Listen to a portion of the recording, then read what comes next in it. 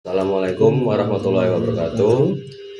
Pada kesempatan kali ini kami akan mempresentasikan hasil dari penelitian kami terhadap kuesioner. Sebelumnya perkenalkan, nama saya Julian Nabi Mustafa dengan NIM 175. Saya Bilal Novansa Masugi dengan NIM 168. Nah, selanjutnya latar belakang. Nah, LMS-UMM itu merupakan platform utama yang digunakan dalam pelaksanaan pembelajaran hybrid di Universitas Muhammadiyah Malang yang mengintegrasikan kegiatan pembelajaran daring dan luring secara sistematis. Melalui LMS ini, dosen dapat mengunggah dan mengelola materi perkuliahan, memberikan serta menilai tugas mahasiswa, memantau perkembangan pembelajaran, serta berkelanjutan.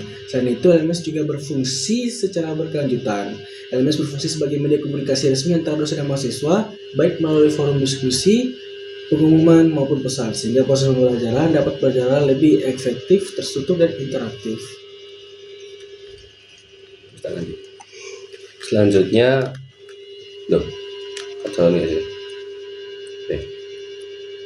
Nah, selanjutnya ini beberapa pelanggan itu, bukan pelanggan sih, beberapa pemakai itu mengeluhkan hal-hal seperti misalnya akses lambat ataupun sering down, error saat mengunggah ataupun unduh tugas, dan juga sistem login yang bermasalah. Tujuan penelitian kami yakni untuk mengetahui dan menganalisis tingkat kepuasan mahasiswa terhadap penggunaan website dari LMS ini sebagai platform pembelajaran yang hybrid, serta mengidentifikasi berbagai keluhan dan kendala yang dialami mahasiswa dalam mengakses dan memanfaatkan fitur yang tersedia.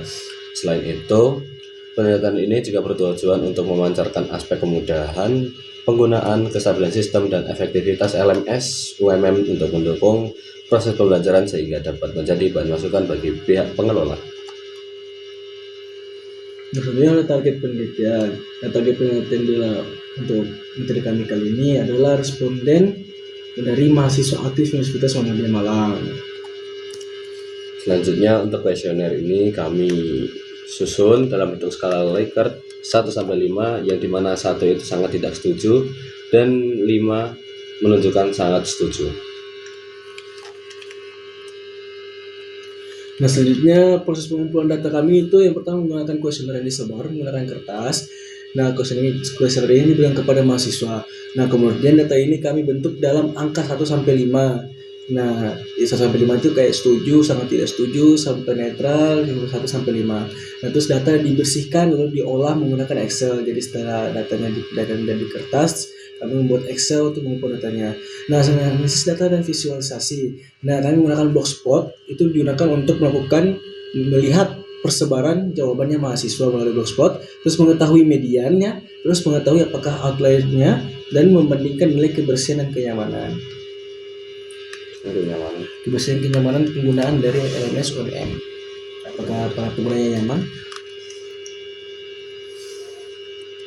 Selanjutnya ya, ini ada profil responden ataupun demografi dari peserta ataupun mahasiswa yang mengisi. Di sini kami membaginya menjadi 4 sub. Ada tentang aksesibilitas dan kemudian akses itu di pertanyaan 1-4, tulisan antarmuka dan UX di pertanyaan 5-7, fitur dan fungsionalitas di pertanyaan 8-19, dan terakhir kinerja sistem dan juga stabilitas di pertanyaan ke-20. Nah, ini ada Blogspot. Nah, Blogspot di sini kami gunakan untuk melihat penyebaran data kepuasan pelanggan secara visual. Dengan Blogspot ini sendiri, kami dapat mengetahui apakah para mahasiswa ini umumnya mereka merasa puas atau apa mereka tidak merasa puas, serta beberapa konsisten penilaiannya mereka. Selanjutnya ada bar chart, yang dimana kuesioner ini disebar menggunakan kertas kuesioner kepada mahasiswa. Data yang masuk juga dalam bentuk angka dalam skala Likert 1-5, mulai dari sangat tidak puas hingga sangat puas, dan juga setelah itu data dibersihkan lalu diolah menggunakan Excel.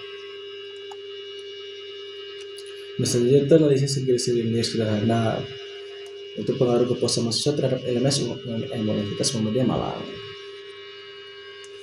Selanjutnya ada regresi, yang mana menjadi poin utama kita. Untuk hubungan variabel atau multiple R di sini tertera 0,584, hubungan positif kategorinya lemah. Kontribusi variabel R 0,341%, uji kelayakan signifikansi F dikurang dari 0,001, Persamaan regresi Y sama dengan 0,238 dan juga 0,926 untuk X-nya. Kesimpulan utama yakni spek fitur dan juga fungsionalitas memiliki pengaruh positif dan juga signifikan terhadap persepsi mahasiswa bahwasanya LMS UMM memberikan kontribusi positif terhadap pencapaian akademik mereka.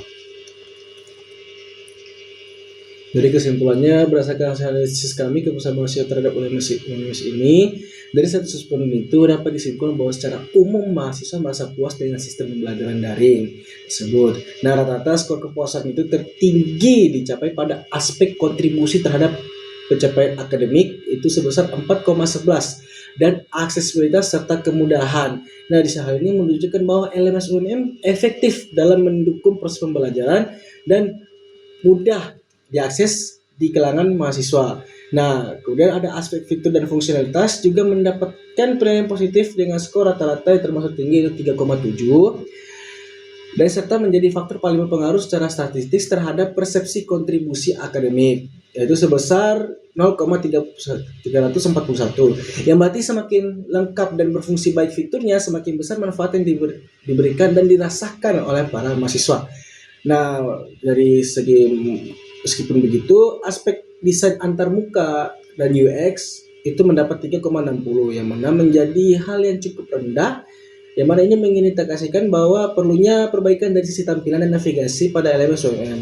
Nah, hasil regresi tersebut menunjukkan bahwa fitur dan fungsionalitas memiliki pengaruh positif dan signifikan terhadap kontribusi akademik yang mana maksudnya itu koefisien 0,962 P tidak kurang dari 0,001.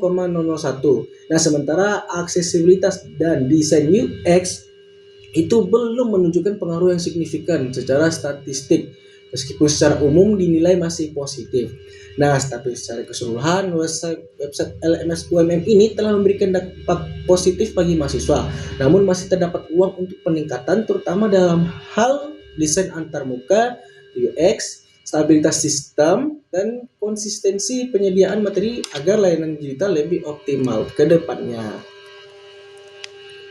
Terakhir untuk saran berdasarkan dengan kuesioner yang sudah kita bikin, yang pertama ada perbarui desain antarmuka ataupun UX-nya menjadi lebih modern, responsif dan juga intuitif.